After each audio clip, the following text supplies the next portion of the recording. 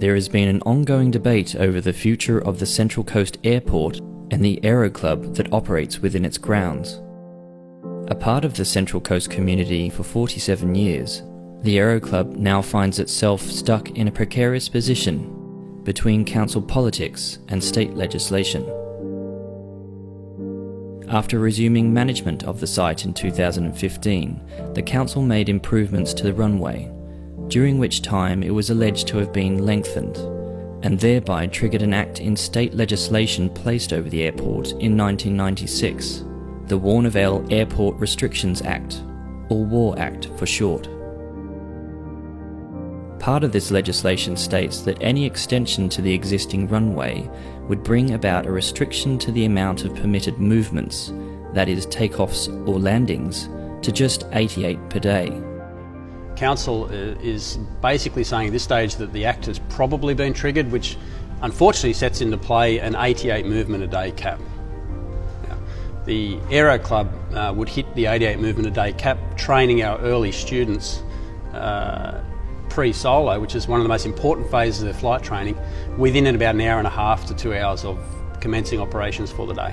The council have said publicly that they support the Aero Club and the operations that we have here at Warnervale, and yet in their decisions that they make within council meetings and the motions that they pass, that they're systemically crippling our operations here, where the assumption is that they're wanting to close the airfield, essentially. The other issue we have at the moment is with some recent motions that have been put into play by certain councillors at council, which are aiming or seeking to revegetate the southern portion of the airport site, coupled with what is transparently a no trimming policy of the tree lines north and south of the runway. In order for us to have the correct approach slope to the runway, if there's a tall tree line, we need to push the landing threshold in further and further. The tree lines to the north and the south, with the no trimming policy and this new revegetation of the southern portion of the runway, which immediately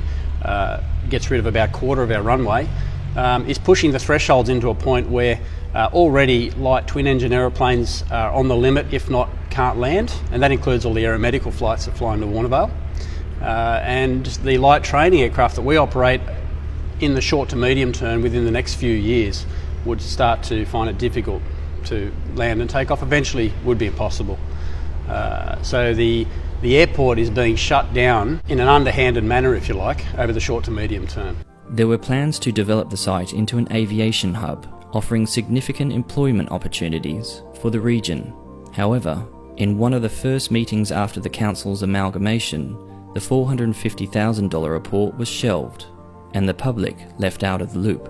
Shortly before the council was amalgamated in 2015, I think it was, shortly before that, council released an airport, Warnervale Airport master plan. So the master plan was a staged plan through 5 stages, I believe. Some of the earlier stages, 1, 2 and 3 for example, could exist in symbiotically with the Warnervale Airport Restrictions Act and with the surrounding wetlands and conservation lands, no problem at all. And it would just allow them to develop the site in a sensible, ecologically sound manner, to employ more coast people in high-tech jobs. When they released that report, they had 137 expressions of interest came through, and I think 8 who were very serious and signed memorandum of understandings with council. Once the council merged, the new council, when it was put in place under Mayor Jane Smith, one of their first actions was to block public access to that report. Now, the report cost $450,000 for the public, taxpayers' money, $450,000, and the public were blocked from that report.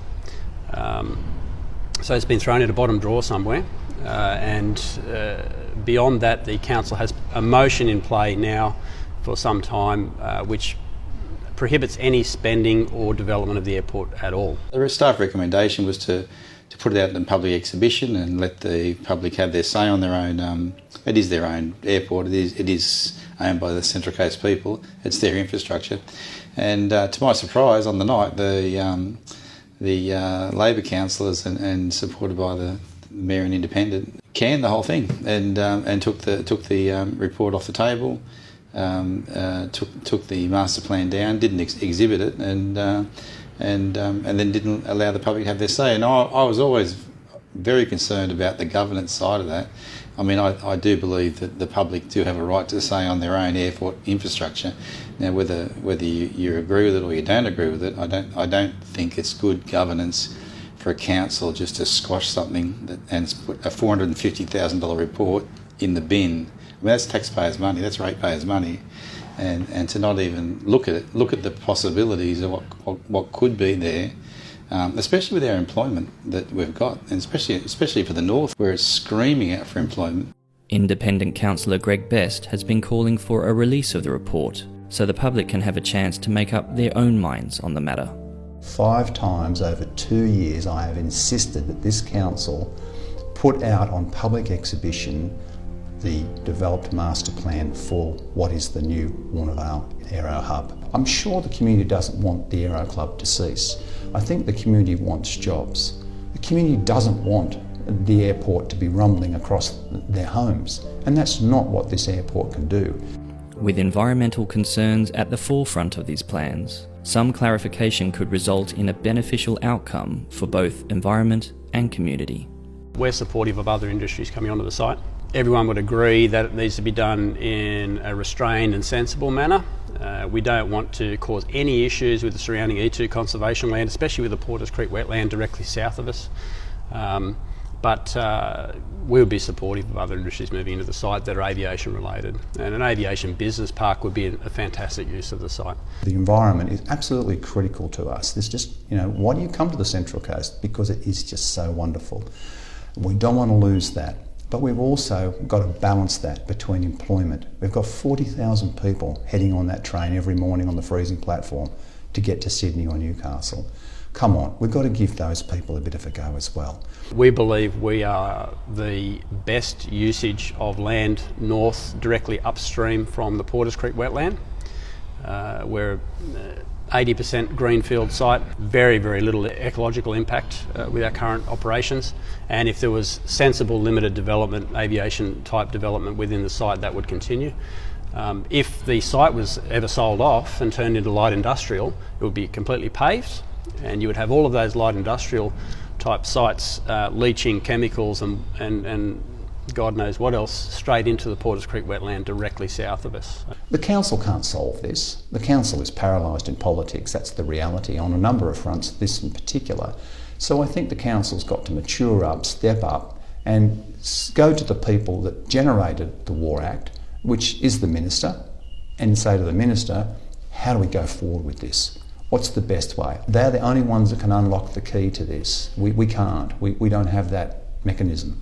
But we have the opportunity to be the conduit and the advocate between the Aero Club, the community and the state. And in that partnership, this new airport can be a real tool and a real opportunity for the community. And with electric propulsion and drone technology rapidly advancing, the position of the airport site could be an opportunity to tap into a burgeoning industry for the coast. The future's hurtling toward us with the drone technology that's coming.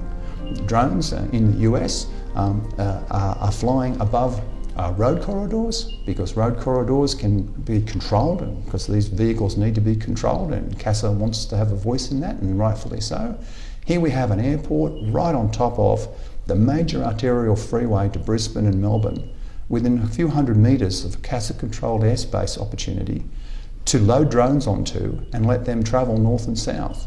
And we're going to turn into factories? Oh, what a wonderful use of an asset. It's our only controlled airspace on the Central Coast, and yet we have discussions and briefings and talks, and people are considering alternate use for just another generalised industrial area for warehousing and things like that. Now, warehousing is the thing's called black warehousing now, where they're all automated. They don't even have any workers in it. They don't even have lights. As yet, no response has been received from the Mayor, even after many attempts by the Aero Club to discuss the extension of its existing agreement to use the site, leaving the future of the Aero Club and the airport site in question. It got to the point where as a club we just couldn't do that anymore. We had to be vocal about it. We had to say, look, this is what council is doing to us. You know, we've tried to work within their rules and they just keep moving the goalposts on us. We have an agreement to use the runway for commercial operations that expires in August 2021. And Council have thus far refused to look at extension of that agreement, despite a promise from the Mayor that we would have started talks in July of last year in 2018. For a New Look council that has advocated transparency, this series of events does raise questions over the leadership and decisions being made behind closed doors. So here we are a year later, after repeated emails and letters to ask for that agreement to be looked at, as per the promise that was given to us, and we have not yet had any success. So it looks a little bit sinister. Everything they're doing at the moment, whether it's replanting vegetation, trying to control the takeoffs, they're not entering into discussion with the Aero Club on renewal of their lease and lots of things. It's all designed, in my view, with a view to ending our only aviation site. And where's the vision in that? Where is the vision? I'd suggest to everyone that if they support what we do here, that they get in contact with their local members or all the councillors within Central Coast Council, and let them know that you support Warnervale Airport and the Central Coast Aero Club, and that you wish that they continue the way that we have for over 40 years. On Tuesday the 12th of August, Councillor Greg Best will be bringing the airport proposal back into chambers for review. All public are encouraged to attend.